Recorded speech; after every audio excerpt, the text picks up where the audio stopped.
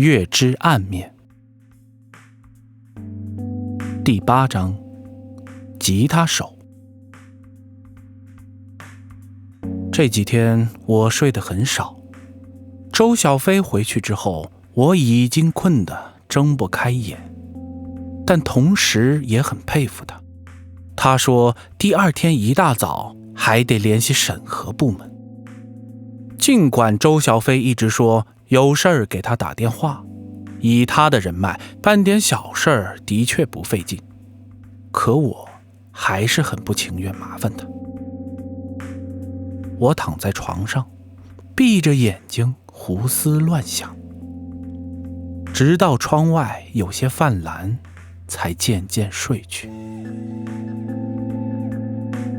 可能是因为身体的原因，这几年很少做梦，除了前段时间的几个梦境，直到现在都没有再出现过。我记得中午12点多的时候，是被手机的铃声惊醒的。打电话的人是周小飞。忙到现在才有空给你打电话，吃了吗？周小飞道。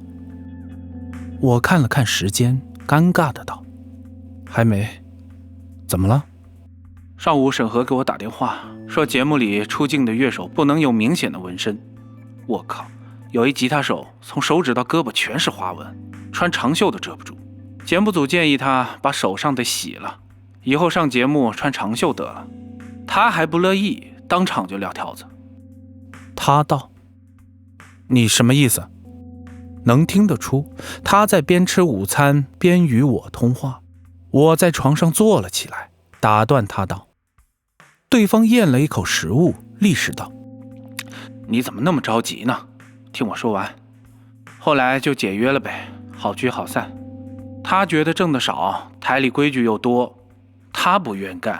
说实话，在这个城市有的是大把的人来应聘，本来这种事情也犯不着我管，该怎么处理怎么处理，可人事非要我签字。我当时就看了一眼吉他手的姓名和资料，你猜怎么着？我没说话，只是嗯了一声，但他接下来的话却让我为之一振。许善磊。对方道。我当时觉得这个名字似熟又不熟，一时间却又想不起来到底是谁。直到对方提示，我才想起当年和我一起比赛却受了伤的那位吉他手。除此之外，他当时也是文生杰乐队的成员和舍友。把他资料给我。我道。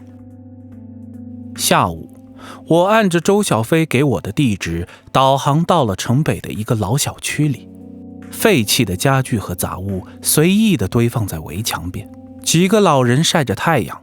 我看着斑驳的墙面，恐怕这个小区至少已有25年。我不确定他仍住在这里，也不知道他是否还记得我。正当我打算找人询问的时候，一阵强烈的失真吉他声猛地向我耳边袭来，似乎离我不远，大概是从前面那栋楼的单元口传来。从音色上听，我有90%的把握。我站在1楼的楼道里，才发现声音是从楼下传来的。那是一层阴暗的地下室。我顺着楼梯向下转了2个弯，一个年轻人与我擦肩而过。我刚想问他认不认识许善磊，就在这时，吉他声停了。一个瘦高的男子拎着水壶从房间走了出来。他低着头，半边的长发遮住了一只眼睛。我站在他的面前，挡住了去路。他换了只手拎水壶，露出了手背上的纹身。正当他打算从我的侧面通过时，由于过道太窄，2个人还是挤在了一起。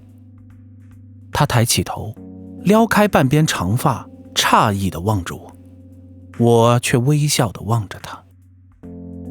2秒钟的静默，他突然啊的一声张大了嘴巴。你，他认出了我。许善磊，我道。厉博文，他几乎要跳了起来，一把将我拉了过去，另一只手仍然拎着水壶。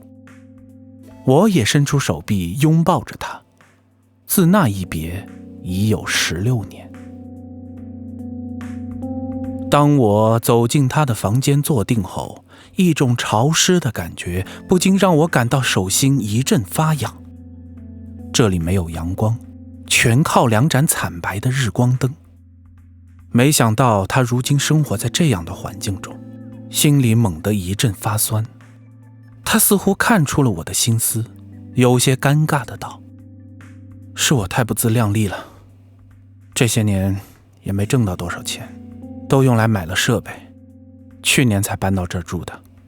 他指了指身后的一些吉他和音箱道。我顺着他指的方向一看，大吃一惊，这些全是极其高档的设备，都是乐手为了追求最高品质而梦寐以求的。然而这些钱足以支付一套小户型的首付。混了10多年，梦到今天算是醒了。他低下了头，失落的道。我一时间竟不知道如何安慰他。可以慢慢来啊，我道。算了吧，你看看我。他突然抬起头大声道，我就是一个失败者，回不去了。说罢，他又低下了头。我很想再安慰他几句，但想来也都是些无用的话罢了。一个执着的人是不会轻易屈服的，我不可能不痛不痒地让他卖掉设备重新开始。这种话对于他来说等同于用一把匕首插进了他的要害。也许只有他自己才能做出合适的选择。我打算离开这个城市了，我突然道。什么？他再次抬起头望着我，眼神里充满了讶异。他道，我记得你一直都很努力，毕业前就被公司聘用了，我们当时都很羡慕你，为什么？我只是苦笑着摇了摇头道，或许我才是失败者。他的表情瞬间软化了下来，额前的长发被拨到了脑后，眼圈泛起了红色。几年前我和家里人闹得很僵，他捂着脸道，那时候他们希望我换一份普通的工作，可是我除了喜欢弹吉他什么都做不好。他们不了解我的痛苦和恐惧，重新开始意味着放弃，可我根本没有这样的勇气。现在想想，我的确是没有退路了。我拍着他的肩膀道，有梦想不是错，只是这个时代对有梦想的人要求变高了。如果我们能把眼光放远一些呢？他瞪着眼睛看着我，一时间说不出话来。我的话不知道能不能帮到他什么，但从他的眼神中我看得出他是信任我的。在地下室里我待了大概2个多小时，最后因为膝盖痛不得不找了个借口回到地面。那时天色已黑，我便带着许善磊在附近找了家餐厅。他的性格和我以前很像，话不多，你不开口他也不会主动问你什么。就这样的人往往心里有太多太多的想法，只是没有人愿意听，也没有人理解。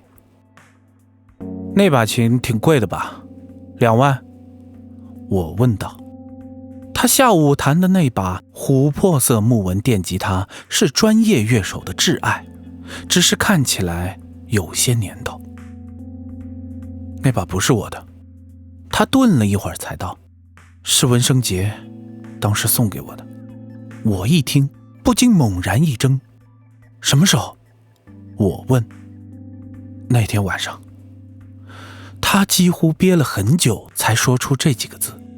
那是他最爱的琴，他接着道：“那天晚上，他一直在阳台打电话，我就戴着耳机练习要录的那部分，怎么练都觉得不满意。他突然过来说，让我用他的琴试试。你不知道，他的琴是从来不让人碰的。我当时吓了一大跳，不明白他说的话是什么意思。我立时头皮一紧，问道：他说了什么？只见许善磊的眼眶瞬间红了，他在强忍着泪水，狠狠地咬着下牙，竟然磨出了咯吱声，再也无法开口。直到半支烟下去之后，许善磊才缓缓地道：他说，送给你吧，我也用不着了。